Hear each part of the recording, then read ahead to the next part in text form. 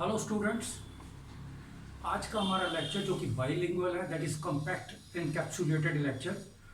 Title होगा dreaded vehicular pollution and health concerns. जब हम अधिक वाहन प्रदूषण के माहौल से घिरे होते हैं तो सांस चढ़ना, चक्कर आना, आंखों के आगे अंधेरा आना, त्वचा में जलन होना, खुजली इत्यादि इस और संकेत करती हैं कि वाहन प्रदूषण के कारण वायुमंडल में घातक तत्वों की अधिकता तथा ऑक्सीजन की सांद्रता में कमी हो गई है, जिसमें हम सांस ले रहे हैं। इसका प्रभाव हमारे दिमाग की और रक्त प्रवाह पर भी पड़ता है, जिसके कारण कंफ्यूजन एवं चक्कर आने की स्थिति भी बन जाती है। दिन प्रतिदिन वाहन के बढ़ते प्रदूषण की स्थिति तथा इससे हमारे शरीर पर दुष्प्रभाव के बारे में इस शॉर्ट एनकैप्सुलेटेड लेक्चर के बारे में हम बताने जा रहे हैं। वाहन प्रदूषण के कारण पैदा हुए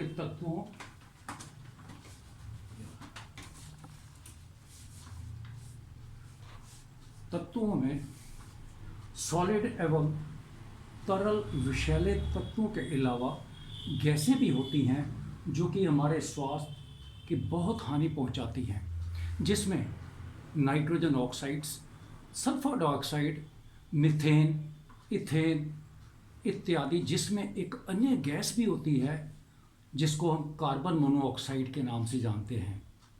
इसे हम साइलेंट किलर के नाम से भी जानते हैं। इसकी ना कोई महक, ना कोई स्वाद और ना ही कोई रंग होता है तथा यह साधारणतः वायुमंडल में 1 से 3 पार्ट्स पर मिलियन पर क्यूबिक मीटर से बढ़कर 10 से 12 ppm पर क्यूबिक मीटर या इससे भी अधिक हो जाती है। यह शरीर में ऑक्सीजनेटेड रक्त की सप्लाई में बाधा पैदा करती है, जिसकी अधिकता से क्या है, बेहोशी और इससे भी और भयंकर स्थिति बन जाती है।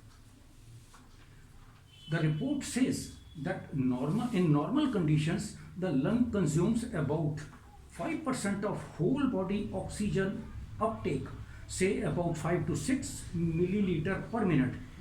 Rise of this high contaminant diminishing oxygen saturation in the traffic-prone areas makes it difficult for the lungs to replenish the body's requirement of oxygen. It means it is an additional burden on the lungs and heart. अगर similarly particulate matters, इसका size बहुत ज़्यादा महत्व रखता है।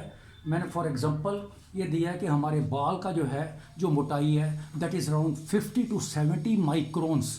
इसके ऊपर आप देखिए particulate matters जो 2.5 एरोडायनेमिक डायमीटर के हैं किस तरीके से रिंग बनाया हुआ है, और similarly particulate matter of aerodynamic diameter 10, ये भी इस तरीके के, ये हमारे स्किन के पोर साइज के ऊपर जो कि अराउंड 30 to 92 एरोडायनेमिक डायमीटर का होता है, उसके ऊपर बड़ी जल्दी ये असेस करता है और उसके कारण हमें अलग अलग तरीके से नुकसान पहुँचाए जाते हैं।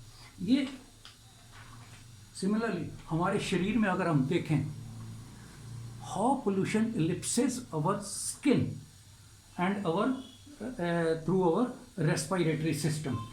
हमारे शरीर के रेस्पिरेटरी सिस्टम में मुख्यतः मुंह, नाक, फूड पाइप, लंग्स तथा इसमें बहुत महीन छिद्र द्वारा युक्त एल्वियोलर सैक्स इत्यादि होते हैं, जो कि हमारी श्वास की मुख्य कार्यों को अंजाम देते हैं, जिसमें मुख्यतः प्रति मिनट 12 से 16 बार श्वास क्रिया तथा 6 श्वास क्रिया में 6 से 8 लीटर वायु ग्रहण करके इसमें कुछ मात्रा में ऑक्सीजन को एब्जॉर्ब कर लेती है और इसी मात्रा में फिर बाहर कार्बन डाइऑक्साइड तथा अन्य गैसेस, अनुपयोगी गैसेस के रूप में बाहर फेंक देती है।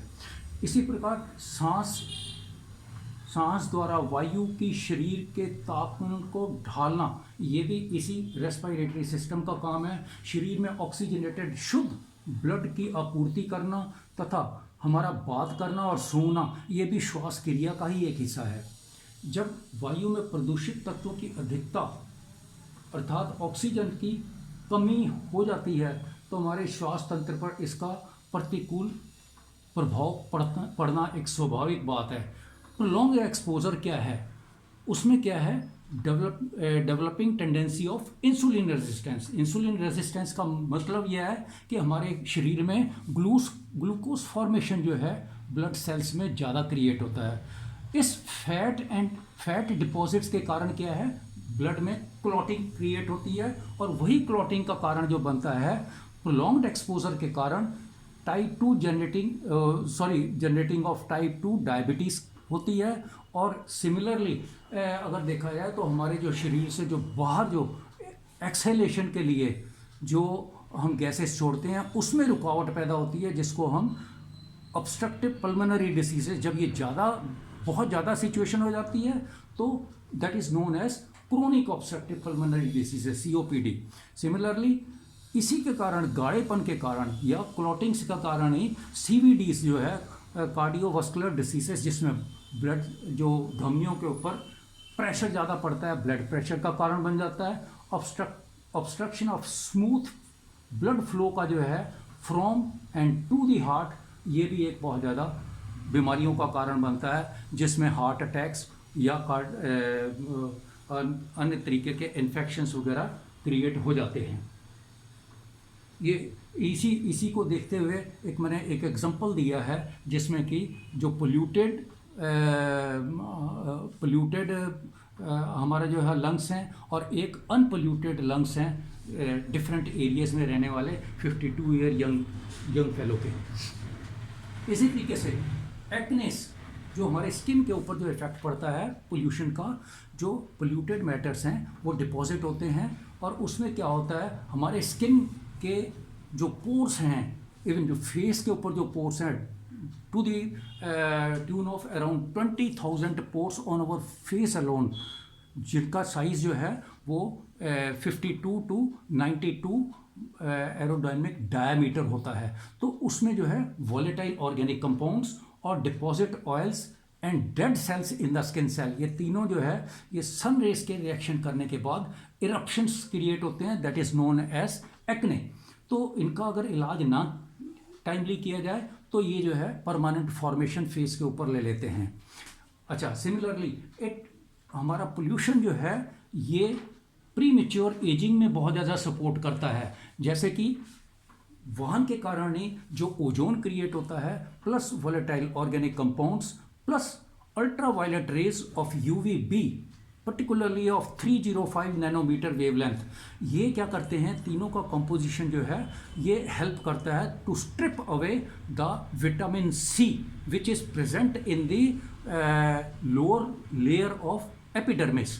तो उसमें क्या है, जब ये लिपिड का एब्जॉर्प्शन हो जाता है, एब्जॉर्प्शन की वजह क्या है, कनेक्टिव टिश्यूज़ की जो इरोजन, इसमें इरोजन होता है, और इरोजन की वजह से जो इलास्टिसिटी लॉस होती है, स्किन का कलरेशन लॉस होता है, और इसकी वजह से इलास्टिसिटी लॉस होने की वजह से रिंकल्स का रफ टेक्सचर का एक पोस्चर बन जाता है, लॉस ऑफ ग्रोइंग टेक्सचर, जिसको हम रिंकल्स के नाम से भी जानते हैं, ये रिंकल्स क्रिएट हो जाते हैं। जैसे कि ये फ़ोटो में बताया गया है कि सेम एज ग्रुप की दो लेडीज़ जो हैं, एक के चेहरे के ऊपर रिंकल्स क्रिएट हो गए हैं क्योंकि वो प्रोलॉन्ग्ड एक्सपोजर में रहती है व्हीकलर के उस पोल्यूशन में, और दूसरी जो है बिल्कुल सेफर साइड में है, तो उसका जो है इसका ज़्यादा ग्लोइंग चेहरा जो है। ये this was a very nutshell lecture and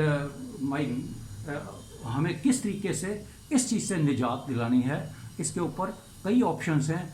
हम नेक्स्ट लेक्चर में hydrogen fuel as an alternate future source of energy, इसके ऊपर हम डिस्कस करेंगे। My next lecture would be released very soon. Thank you.